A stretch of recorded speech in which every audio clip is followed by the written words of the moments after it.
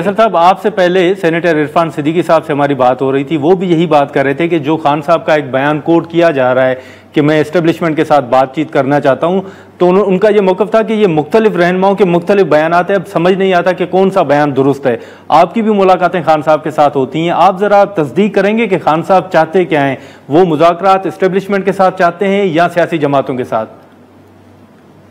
دیکھیے، کنفیوژن تو ہے تحریک انصاف میں۔ سیاسی جماعتوں کو تو وہ سمجھتے ہیں کہ ان کے پاور لیس ہیں، اور لیکن اگر پاور لیس بھی ہیں تو میرا تو ہمیشہ یہ احساس رہا ہے کہ آپ کو بات تو انہیں سے کرنی پڑے گی۔ آپ اسٹیبلشمنٹ دیکھیں نا، اس وقت گورمانی صاحب کیا دباؤ ہے حکومت کے اوپر یا بالکل اسٹیبلشمنٹ کے اوپر؟ جنگ وہ جیت چکے ہیں، پاپولیرٹی فوج کی بحال ہو چکی ہے۔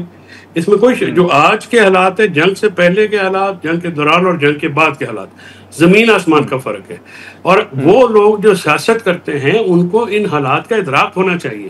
اگر آپ عمران خان صاحب کو بار بار جا کے یہ کہیں گے، دیکھیں سیاست تو جذباتیت کے ساتھ نہیں ہو سکتی، اور یہ کہنا کہ جی آپ اس طرح سے کر لیں، ہم ویسے کر لیں گے، ہم تحریک چلا لیں گے، ہم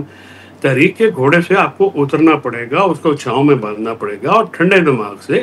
آپ کو سوچنا پڑے گا کہ آپ جو سرپٹ گھوڑا دوڑا رہے ہیں اس میں شاید منزل کے پیچھے رہ گئی ہے، آپ صرف دوڑے جا رہے ہیں۔ تو اس چیز کو سوچنا پڑے گا اور کرنا پڑے گا۔ حالات یہ ہے کہ ان کی ان الیکٹڈ جو امپوزڈ قیادت ہے، وہ عالیہ حمزہ اور جنید اکبر جیسے لوگوں کو برداشت نہیں کر رہے، اور باقاعدہ ان کے خلاف سازشیں شروع کی ہوئی ہیں۔ اب وہ تو کیونکہ پارٹی ڈسپلن میں آ کے یا سمجھے کہ شرافت میں بات نہیں کرتے، ہم جیسے تو جو کارکنان ہیں جو کہ منہ پھٹ ہیں۔ میں تو عمران خان صاحب کے سامنے بھی یہ بات کر چکا ہوں کہ آپ کی یہ ٹیم بڑی نااہل، اور یہ ٹیم جو ہے آپ کو باہر نہیں نکال سکتی، اور یہ آپ کو لیگل ٹیم اور پولیٹیکل ٹیم بدلنی پڑے گی، اور وہ لوگ لانے پڑیں گے جو آپ کے لیے کوئی راستہ بنا سکیں، ادروائز تو معاملات بہت بلیک ہیں۔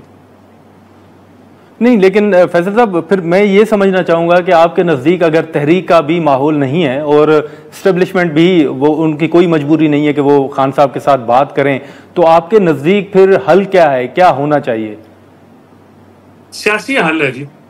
اس کا ایک ہی طریقہ کار ہے، اور سیاسی حل ہے، اور بات چیت سے ہی نکلے گا۔ پہلے اپوزیشن جماعتوں کو اپنے ساتھ میں لائیں، جو ایشوز ہیں قومی ایشوز، ہر ایشو پہ تو جماعتیں نہیں آئیں گی۔ پھر اس کے ساتھ جہاں پہ حکومت کے اندر جو ہیں وہ سیاسی جماعتوں کے اندر لوگ ہیں جو ولنگ ہیں کہ گفتگو کی جائے، پہلے آپ معاملے کو پٹڑی پہ تو ڈالیں، پٹڑی پہ ڈالنے کے بعد ہی آپ ملک میں آئین اور قانون کو بحال کریں گے تو آپ کا مسئلہ نہیں رہے گا۔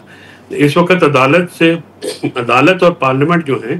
وہ انتظامیہ کے زیر نگیں ہیں، یہ ایک فیکٹ ہے۔ اور ماشاء اللہ حکومت میں بھی تو گورمانی صاحب آپ بات کرتے ہیں، وہ بھی تو بالکل ڈیفیکٹو گورنمنٹ ہوتی ہے۔ تو جب بات چیت ہوتی ہے، جب کوئی کسی بیر منیمم کنسنسس پہ آیا جاتا ہے تو تبھی اپنا ماحول بنتا ہے نا، ورنہ آپ اگر نہیں بات کریں گے تو عمران خان صاحب جیل میں رہیں گے، اور عمران خان صاحب کو قائل کرنا جو ہے وہ امپورٹنٹ ہے۔ یہ وہاں پہ جاتے ہیں، یہ وہاں پہ بات نہیں کرتے، وہاں پہ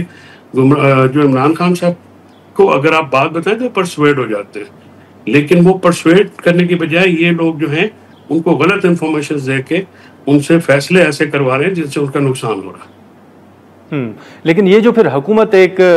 کا ایک موقف ہے کہ عدالتی احکامات پر بھی عمل درآمد نہیں ہو رہا، جو پولیگراف ٹیسٹ ہیں وہ بھی خان صاحب